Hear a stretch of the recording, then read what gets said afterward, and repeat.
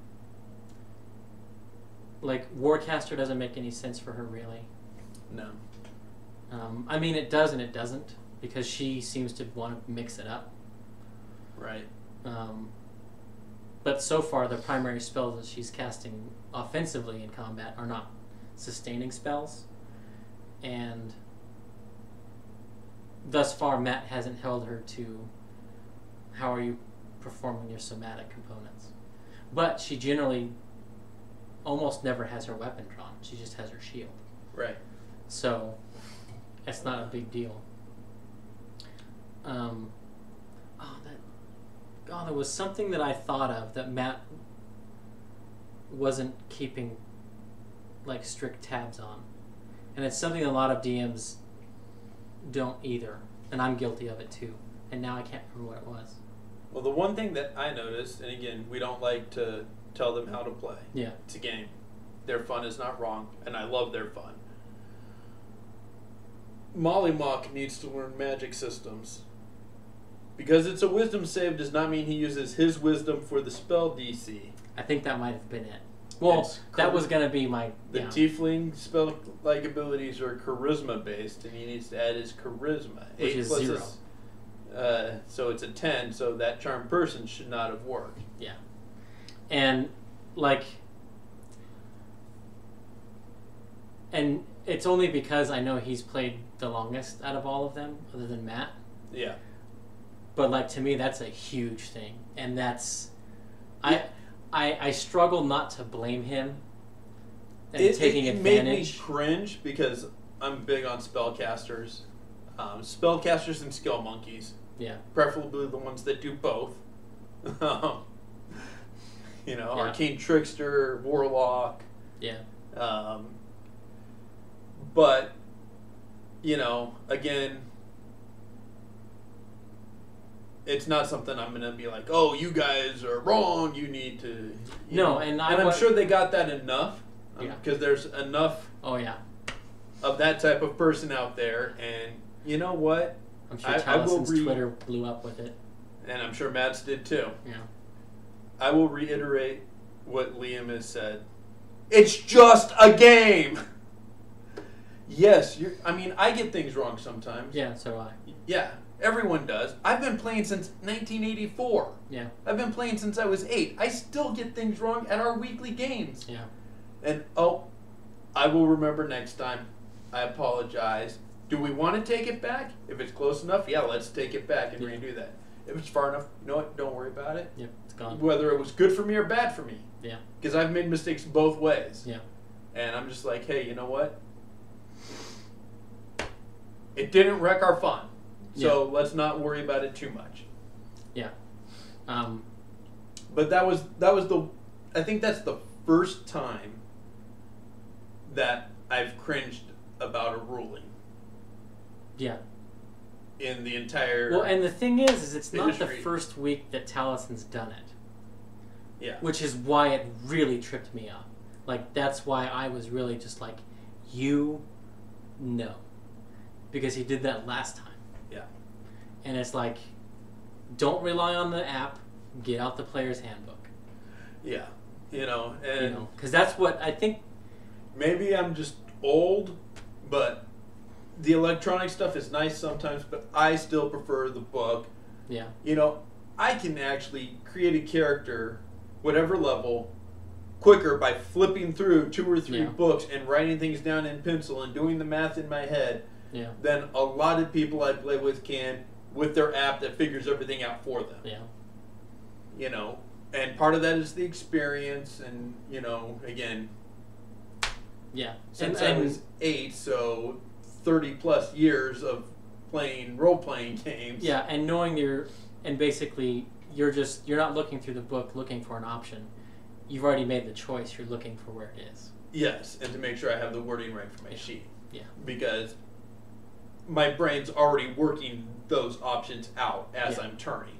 Well, and we had the situation last night where you were using web to great effect. Yes. And on the spell card, it doesn't stipulate a very important stipulation. Yes. And when I read to the spell to read it, because I wanted to know How much hit points does this? And I got the spell cards, and Yeah. we were trying them out, and I've been trying them out with my characters that are spellcasters, and we found a flaw. Yeah. Because until, like, these campaigns that we're currently in, Yeah. I hadn't used them. Yeah. I'd go to the book every time. Yeah. So, I mean, they're useful. They're They're handy. but they're not perfect. Right. And on reflection, it was a shift of 5 feet to make it legal, so Yeah. it wasn't a big deal. But yeah. But it's like if you, like having discovered that if you tried to do the same thing next week, it would piss me off. Yeah, and rightfully so. I mean, yeah. So Even as a player, if that had happened with another player and then I saw them, as a player, not as the DM, I'd be like, that's not cool. yeah. Let's play the, I'm sort of with Matt Colville. You need to know your shit. You do. And that was my bad. Again, I get things wrong Yeah. sometimes. And that's also why Matt didn't catch it and isn't coming down on him, I think. Right. Also because of Matt Colville's sort of theory. It's not my job to know how your shit works. Right. It's your job to know how your shit works. That's very true. And the only caveat being, like, now Wednesdays, I'm running a group for some of my tenants because they wanted to learn. And literally, one guy's been playing for about 6 months, and the other 5 are brand new players. So I've got 6 brand new players. Yeah, I need to help them know their shit. Yeah.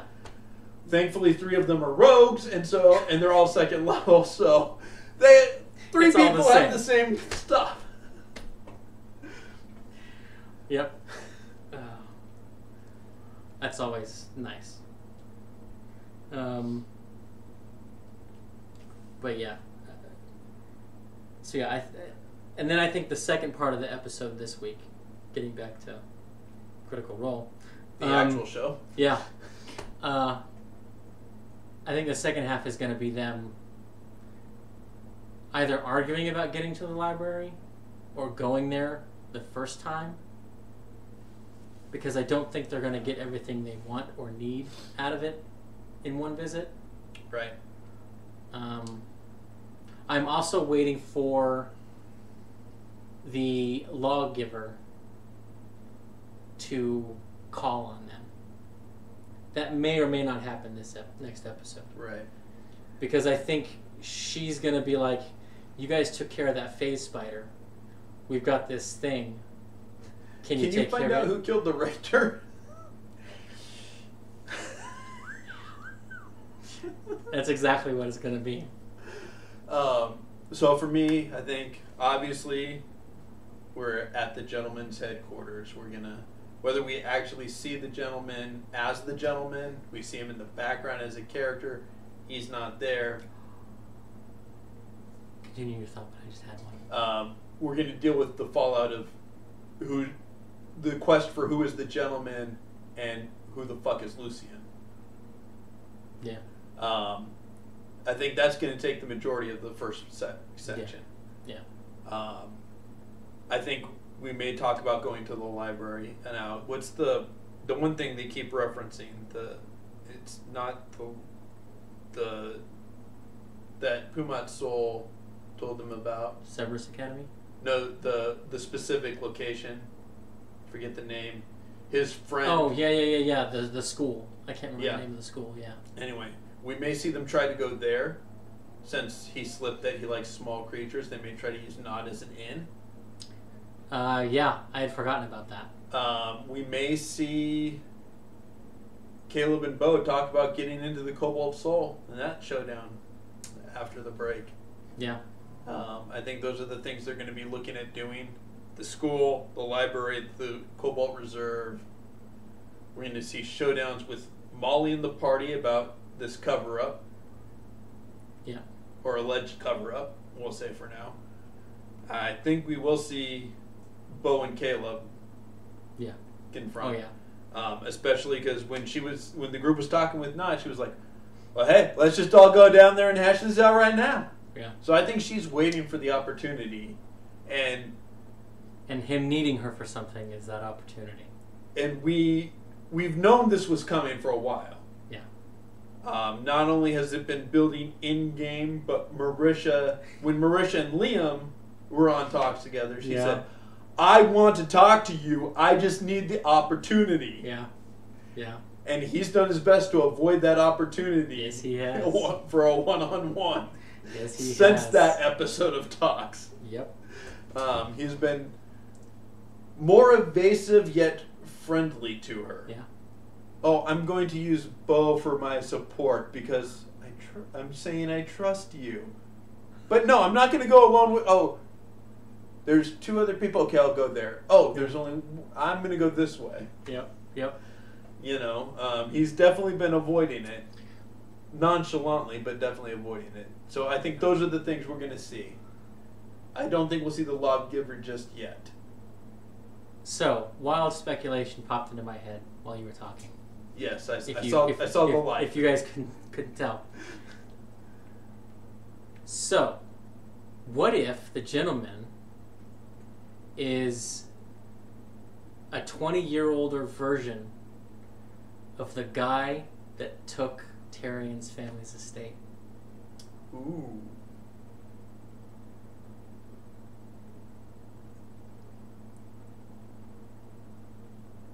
Yeah. And we got that clue from Pumat that Tyrion's book is a thing. He published it. He published it and made sure to point out that those heroes over in Tal'Dorei were a thorn in his side. Always doing shit wrong. Oh, so good. I loved Sam's reaction in that part too. Cause if we're going to go there, what if the gentleman is Tyrion's dad?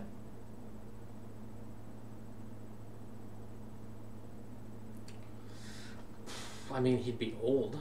He'd be old. But you can be old and hold great influence of power, especially in illicit... Look at mafia families. Yeah, but... I'm not saying it is, but if we're going Darrington, his dad was an evil motherfucker.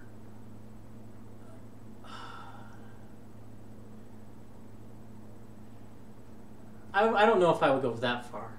But, like, the Darringtons seem to have cut their ties with the Myriad, with Terry. So I don't think it's going to be his dad. Could it be Tyrion's nephew? Could be. His sister's son. Yeah. Or his sister, because we were talking about could be a woman. Yeah. Maybe it's Miss Darrington, or if she got married. Yeah.